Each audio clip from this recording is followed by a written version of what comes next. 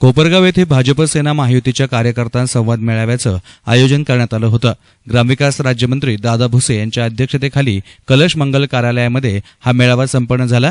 याप्रसंगी खासदार आणि युतीचे उमेदवार सदाशिव लोखंडे, आमदार नरेंद्र दराडे, आमदार स्नेहलता कोल्हे, भाजपचे प्रांतिक सदस्य अॅडव्होकेट रवी बोरावके, शिवसेना जिल्हाप्रमुख राजेंद्र झावरे, साई संस्थांचे विश्वस्त बिपिनदादा कोल्हे, दत्तात्रय कोल्हे, उपनगराध्यक्ष वाजे, शिवसेना नेते नितीन आवताडे, तालुका प्रमुख शिवाजी ठाकरे, डॉ अजय गर्जे, भाजप तालुकाध्यक्ष शरद थोरात आदींसह भाजप शिवसेना पदाधिकारी आणि कार्यकर्ते मोठ्या संख्येने उपस्थित होते। याप्रसंगी कार्यकर्त्यांना ग्रामविकास राज्यमंत्री दादा भुसे, आमदार नरेंद्र दराडे, आमदार स्नेहलता कोल्हे, खासदार सदाशिव लोखंडे आदींनी मार्गदर्शन केलं।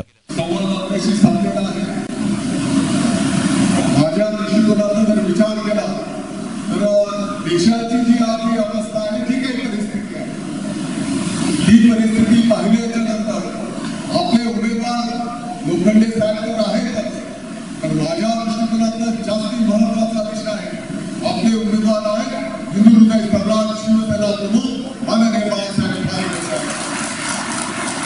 आपले उमेदवार आहेत या देशाचे लोकपुरुष कणखर नेतृत्व माननीय पंतप्रधान नरेंद्र मोदी साहेब हे आपले उमेदवार आहेत। आपले उमेदवार आहेत शिवसेनेचे पक्षप्रमुख उद्धवजी ठाकरे साहेब हे आपले उमेदवार आहेत। आपले उमेदवार आहेत या महाराष्ट्राचे प्रभावशाली मुख्यमंत्री की ज्यांनी विकासाचा गाडा फक्त 5 वर्षामध्ये गावागावाच्या झोपडीच्या माणसापर्यंत पोहोचवला ते माननीय मुख्यमंत्री महोदय।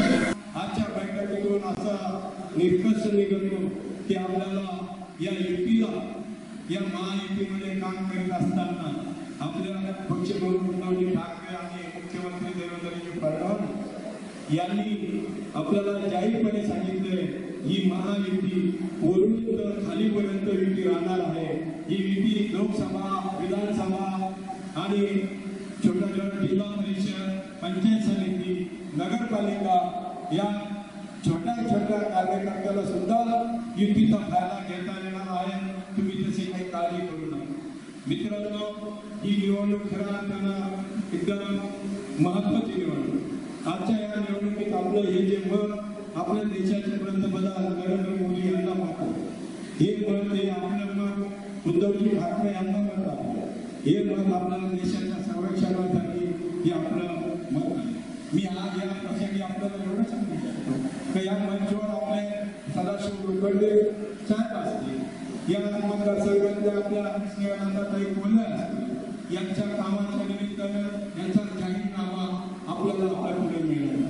सरकारमध्ये त्यांना सुद्धा न्याय देण्याचा मोठा प्रयत्न झालेला आहे आणि म्हणून सातत्याने आपण सगळ्यांनी आता काम करणं गरजेचं आहे आणि जनमानसांपर्यंत आपण केलेलं काम, आपल्या नेत्यांनी केलेलं काम, राज्य सरकारने केलेलं काम आपल्याला प्रत्येक मतदारांपर्यंत पोहोचवायचं आहे। कारण बऱ्याचदा टीव्ही मीडियावरून, व्हॉट्सअप, सोशल मीडियावरून काही चुकीचे मेसेज जातात आणि चुकीचे मेसेज गेल्यानंतर त्या व्यक्तीचं मन तसं बनून जातं, परंतु आपण जर का संपर्क साधला तर निश्चित आपल्याला त्यामध्ये यश येईल आणि पंतप्रधान नरेंद्रजी मोदी साहेब यांच्या नेतृत्वाखाली राष्ट्रीय लोकशाही आघाडी सरकारने केलेली विकास कामं योजनांच्या माध्यमातून आपला मतदार आपल्याला नक्कीच धनुष्यबाण या चिन्हावर मतदान करून खासदार लोखंडे साहेबांना मतदान केल्याशिवाय राहणार नाही, पण आपली मेहनत तितकीच महत्वाची आहे। काय असतं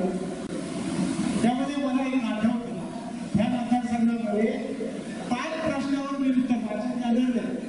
मोदी साहेबांनी घरकुलं दिले, ज्यांच्या घरात लाईट दिली, ज्याच्याकडे गॅस नाही, चुलीवर भाकरी करत होते त्यांना गॅस दिला, त्यांना संडास बाथरूम नाही संडास बाथरूम दिलं, त्या ठिकाणी सर्व शेतकऱ्यांच्या संदर्भात हे योजने मोदी साहेबांनी। परंतु ह्या मतदारसंघामध्ये खासदार म्हणून काम करत असताना 5 कामाचा मी उल्लेख करेन। त्या ठिकाणी अनेक वर्ष मिळवण्याचा प्रश्न 7 कोटीचा प्रकल्प हा 2018ला 2232 कोटी लागला आणि म्हणून लोकशाही आघाडीने आम्ही आंदोलन केलं, काही उपस्थित होते त्या दिवशी 2 दिवस आम्हाला आझाद मैदानावर मच्छर चालला आणि मच्छर चालल्यानंतर मुख्यमंत्र्यांनी भेट दिली आणि वर्षभरात भेट झाली आणि या ठिकाणी भेट झाल्यानंतर केंद्राकडे तो प्रस्ताव पाठवायचा गडकरी साहेबांनी, उद्धव साहेबांनी, आर्थिक मंत्री वर्षावर पाठवले आणि 2018ला केंद्राची त्याला मान्यता देऊन 2232 कोटीला आपण मंजुरी. दुसरी महत्वाची गोष्ट, या मतदारसंघामध्ये साखर कारखाने, 9 साखर कारखाने. या ठिकाणी मी खासदार झाल्यानंतर सर्वसाधारण शेतकऱ्यांनी, जे अल्पभूधारक शेतकरी, त्यांना न्याय मिळावा म्हणून मी भारत सरकारच्या वतीने ज्या 24 कंपन्या झाल्या, त्यामध्ये नरेंद्र मोदी साहेबांच्या मतदारसंघामध्ये 8 झाल्या. देशाचे कृषी मंत्री राधामोहन सिंग आहेत, त्या बिहार मतदारसंघामध्ये 8 झाले आणि शिर्डी लोकसभा मतदारसंघामध्ये आज 8 कंपन्या. या 8 कंपन्या भारत सरकार चालवतात आणि भारत सरकारच्या वतीने शेतकऱ्याला पॅक हाऊसच्या नावाने असेल, ग्रेडिंग पॅकेजच्या नावाने असेल, कृषी सेवा केंद्राच्या नावाने असेल किंवा सेंद्रिय शेती केल्यानंतर एक्सपोर्टला लिंक करायची भूमिका. या ठिकाणी शेतकऱ्यांना 10 रुपये 12 रुपये भाव वाढवून देण्याची भूमिका आहे आणि म्हणून हे काम केंद्राच्या वतीने आपण केलं. तिसरी महत्वाची गोष्ट म्हणजे ह्या मतदारसंघामध्ये अनेक अडचणी. या ठिकाणी देशातले पंतप्रधान कौशल्य विकास केंद्र या ठिकाणी आपण श्रीरामपूरमध्ये या ठिकाणी निर्माण केलं, त्याचं नाव आहे संत रोहिदास विकास या ठिकाणी कौशल्य विकास केंद्र. या ठिकाणी प्रत्येक तालुक्यामध्ये सुशिक्षित त्याला ट्रेनिंग घेऊन कामाच्या संदर्भात. या मेळाव्याकरता शिवसेना, भाजप, आरपीआय, आठवले गट, शिवसंग्राम, रासप आदी पक्षाचे पदाधिकारी, कार्यकर्ते, शिवसेना महिला आघाडी, भाजप महिला आघाडीच्या पदाधिकारी मोठ्या संख्येनं उपस्थित होत्या. कार्यक्रमाप्रसंगी आभार उपजिल्हा प्रमुख कैलास जाधव यांनी मानले. News reporter Yusuf Rangrez, SN media, Kopargaon.